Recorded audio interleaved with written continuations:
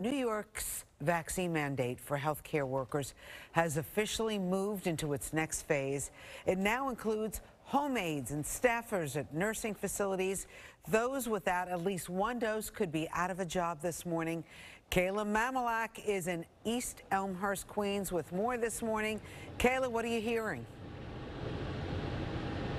Well, Rosanna, the state is facing somewhat of a catch-22 this morning. Most health experts say that those who are unvaccinated could still put those who are vaccinated and most vulnerable to COVID at risk. It's why the governor is requiring all workers at facilities like this one behind me here to get the shot. But a statewide staffing shortage as a result could be incredibly dangerous too. Thousands of workers tasked with the complicated care of some of New York's most vulnerable could be out of a job today as the second phase of Governor Kathy Hochul's vaccine mandate takes effect. Some 250,000 home health care workers had until midnight to provide proof of at least one dose of the COVID shot or face the threat of unemployment. Joe Pecora is the vice president of the Home Health Care Workers of America. This burden of this mandate to get everyone vaccinated by today is unrealistic. Pecora says the union represents some 32,000 home health aides across the state, 90% of which are women of color. We're only at 80% vaccination rate, and every percentage under 100 means that thousands of New Yorkers will go without our services. Services that are desperately needed. The mandate applies to everyone working in adult care facilities, home health agencies, long-term home health care programs, and hospice care.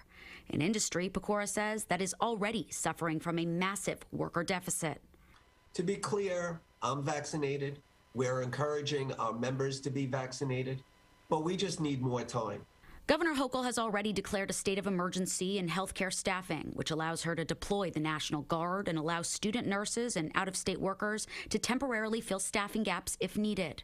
But yesterday on Good Day, president of the state's Home Care Association, Al Cardillo, explained why that's not a viable option here. You have to be specially trained to provide these services.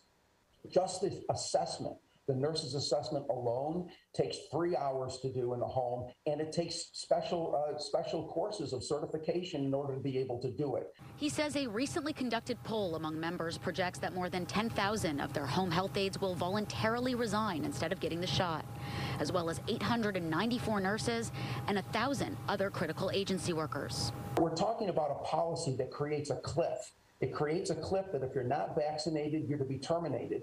But what does that then, what is the result of that on the individuals who are dependent the next day, the next hour on these services?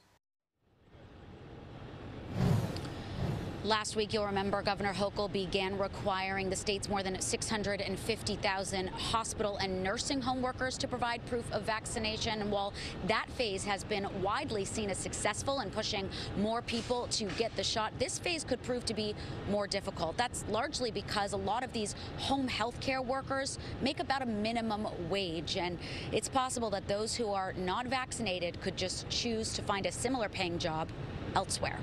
For now, we're live here in Elmhurst, Queens. Bianca, send it back inside to you. Yeah, that's certainly the argument. Kayla, thank you for that.